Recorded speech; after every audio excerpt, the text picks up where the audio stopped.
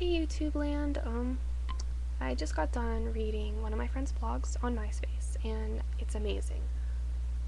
You all are going to hear this blog if you stick around to listen to it. I don't care. She is an amazing writer, and you can leave a comment on it and tell me what you think of it, because I think she's amazing, and she may not know it, but she is amazing at writing, and I want her to pursue that. And maybe send me a message or something. Maybe you want to get to know her. I don't know. I'll have to talk to her about it, but she doesn't know I'm doing this. But alright.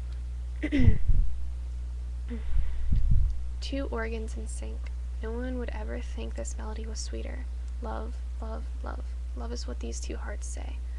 This is the soundtrack to their life. Tonight they are on top of the world. Yes, they are dirt poor, have no electricity, and layering is a daily ritual. Love is here. Love is here to conquer all. Two people are the ingredients for this deadly disease. He's an artist struggling to get by. She's an actress and a writer struggling to get away from her addiction. Addiction is defined as a state of physiological or psychological dependence on a drug liable to have a damaging effect. She has this addiction for 1 year, 6 months, 14 days, 7 hours, 32 minutes, and 6 seconds. This addiction has caused her to lose sleep and quit eating. Her addiction is the pen in her hand, the paper on the same familiar black table that has turned a lighter black from where her paper sits, and the smell of cigarettes. The high of her addiction comes from seeing her writings coming to life in other people, the little upturn of someone's lips as they read, the furrowing of their eyebrows, or the pure awe that someone can be so in tune with themselves and the world around them. The young girl is only 21, has captured his heart with a single message, but she doesn't know yet. He lives 2 floors down in this piece of shit apartment. He also has an addiction, but a more deadly kind. Artists are truly said to be their canvas. He draws what he sees. His vision is different than any other human being in the world. He sees skeletons instead of bodies and hears music instead of words. In the past year, she has written 287 poems and stories. Each one is written in 20 to 30 minutes, copied and then thrown out the window. Her signature and address is written in the lower left corner of each paper, just in case someone should take interest in what she has written. So far, she has received a letter every day from one person about her work. She has concluded that it is a man from the small scribbled letters. He's an artist because he includes a heart with wings instead of a signature, and he is in love with her. Her name is Aubrey. His name is Aiden. They are 2 lovers, one unknown to the other. Aiden was drawing in his apartment when the first poem glided through his window. It was still warm from being copied and smelled of vanilla.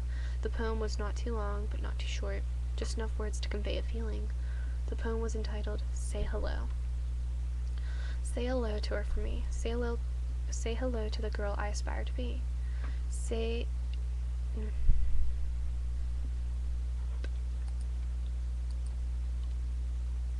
Sorry about that, guys. Someone IM'd me and it popped up. She is confident and exquisite. She has a way with words that will make you want to carry around a thesaurus. Everything she wears looks like it came straight out of a catalog. Her voice is like a song. She can make you laugh with just one word. She can make the most depressed-looking room a place where everyone wants to be. She can dance a story. She can tell you a tale with her eyes. Her heart is leading her in the right direction. She is the one who made the word stereotypical fade away. She will get the guy who she thought she had. Your body will ache for every second that you're not around her. She is a growing epidemic. I'm becoming that girl, so say hello to me. He stopped where he was and fell in love. The little piece of paper led him straight to the girl who he wanted to be with forever.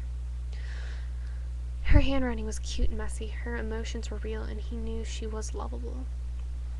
For the next 15 minutes, he tried to think of something to write back to her poem, but his mind was blank. Aiden wanted to show he was interested in her, but he didn't want to come off too strong. He had no idea what she looked like or what she wanted to be when she grew up, but he knew he was hooked. Finally, the words popped into his head. Dear whoever, I hope this letter finds you well. I didn't think life could get any sweeter until I smelled this. I never thought words could sound more beautiful until they are put together by you. I never thought anything could be more addicting than your writing. Aiden searched for the paper to find an address when something caught his eye. The number 13 was written in the upper right-hand corner. There was an apartment, number 13 in his building. Then it all clicked. The girl of his dreams lived in the same apartment building as him.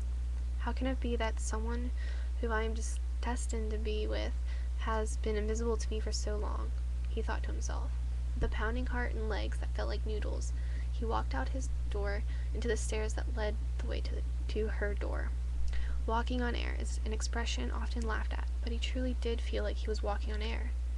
The whole walk up to her room felt like a blur. Amazingly, Aiden didn't fall down any stairs, and he stood at her door for a full 5 minutes before he realized he had been standing there. What should I do now? He asked to himself. Slip it under the door was his first initial thought. No, knocking on the door would be the proper thing to do, said another voice in his head. Aiden couldn't decide and quickly scribbled his apartment number on the back of the piece of paper. She's a smart girl. She'll know what to do, he reassured himself. Then he slid the paper under her door and quickly walked away. The moment he walked back into his room, he felt like he had won the world.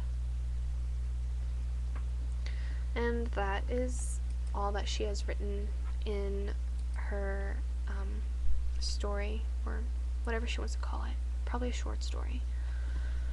Because that's what she likes to write. She likes to write poems or short stories. And I would really love for anyone who views this to really listen to it and tell me what you think of it, because I think it's amazing. I mean, it's not perfect.